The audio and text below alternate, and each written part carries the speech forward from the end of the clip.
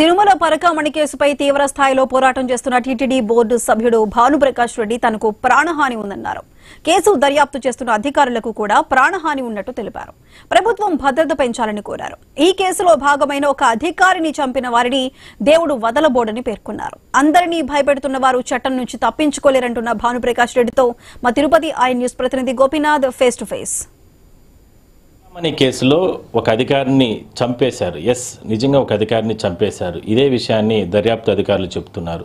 మొదటి నుంచి కూడా భక్తుల సొమ్మును కాపాడడానికి ఎన్నో ప్రయత్నాలు చేసినటువంటి టీటీడీ బోర్డు సభ్యులు భానుప్రకాష్ రెడ్డి గారు సార్ మనతో ఉన్నారు. మరి ఇంత దుర్మార్గంగా ఇంతిదిగా ఈ రకంగా అధికారులు కూడా చంపుతారనేది ఎవరు కూడా ఊహించలేదు. బట్ అది నిజమే జరిగింది. మరి భానుప్రకాష్ రెడ్డి గారు ఉన్నారు. సార్ చెప్పండి, ఎంతో పోరాటం చేస్తున్నారు భగవంతునికి సంబంధించి, ఆ కానుకలకు సంబంధించి దొంగలు బయటికి వెళ్ళకూడదని. ఇప్పుడు ఒక అధికారిని చంపేశారు.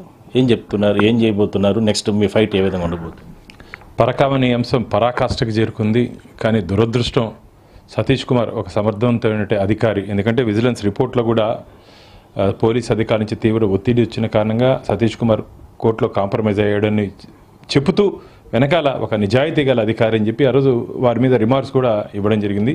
కానీ ఆ రోజు సతీష్ కుమార్ నోరు విప్పితే చాలామంది పెద్దవాళ్ళు, రాజకీయ నాయకుల్లో పెద్దవాళ్ళు తమ రాజకీయ జీవితం సమాధి అయిపోతుంది, అలాగే అధికారులు జైలుకి వెళ్తారు అని చెప్పి ఒక ఆలోచనతో సతీష్ కుమార్ని పొట్టన పెట్టుకున్నారని చెప్పి నేను భావిస్తున్నాను. ఎందుకంటే ఆ రోజు వారు వచ్చినటువంటి సందర్భం విట్నెస్ ఇచ్చేదానికి వస్తున్నారు.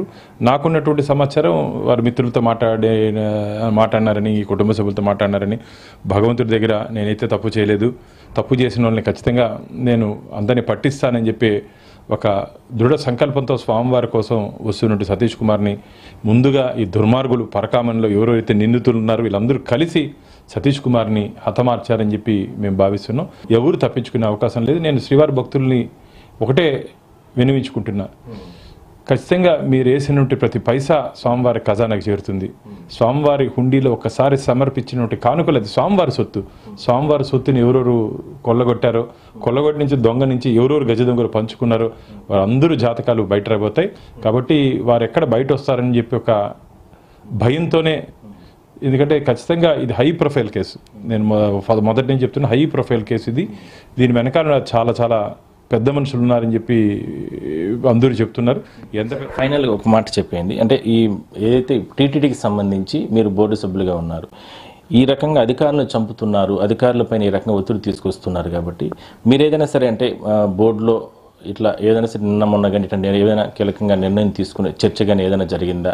ఇప్పుడు నుండి అధికారులకు సంబంధించి కావచ్చు, బోర్డు సభ్యులకు సంబంధించి ఏదైనా సరే ఏ విధంగా దీన్ని ముందుకు తీసుకెళ్ళాలి, ప్రభుత్వంకి ఏ విధంగా మనం ఒత్తిడి తీసుకురావాలి, ఉన్నటువంటి వ్యవస్థను ఏ విధంగా చక్కబెట్టాలి అంటే ఇప్పటికే దీని మీద రాష్ట్ర అత్యున్నత న్యాయస్థానం అన్ని కోణాల్లో దీన్ని దర్యాప్తు చేయమని చెప్పి ఆదేశాలు ఇవ్వడం జరిగింది.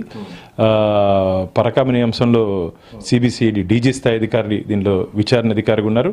అలాగే ఆస్తుల విషయంలో ఏసీబీని కూడా హైకోర్టు ఆదేశాలు ఇవ్వడం జరిగింది. కాబట్టి నేను ముఖ్యంగా టీటీడీ బోర్డు నిర్ణయాన్ని మీద, ఆ రోజు ఎవరైతే రవికుమార్ ఆస్తుల్ని దొంగ దగ్గర నుంచి ఆస్తులు రాయించుకోవాలని చెప్పి ఒక బోర్డు రెజల్యూషన్లో టీటీడీకి ఉన్నటువంటి నామ్స్ అన్నింటినీ, అంటే టీటీడీలో ఉన్నటువంటి చట్టాలని అన్నింటినీ పక్కన పెట్టి తమ సొంత ఎస్టేట్లో ఎవరో నిర్ణయం తీసుకున్నారు, వాళ్ళందరి మీద క్రిమినల్ కేసులు పెట్టే దిశగా నేను రాబో ధర్మకర్తల మండలిలో నేను మాట్లాడతాను. ఖచ్చితంగా వాళ్ళందరి మీద క్రిమినల్ కేసులు నమోదయ్యే దిశగా ప్రయత్నం చేస్తానని చెప్పి నేను భక్తులకి హామీ ఇస్తున్నాను. సో మొత్తం మీద ఎవరు కూడా అంటే ఒక అధికారిని చంపేశారు, ఇంకా కూడా కొంతమంది అధికారులపైన టార్గెట్ పెట్టారు, వాళ్ళకందరికీ కూడా ప్రభుత్వం ప్రొటెక్షన్ ఇస్తుంది, తనకు కూడా ప్రాణాల అంటే రక్షణ కల్పిస్తుంది ప్రభుత్వం.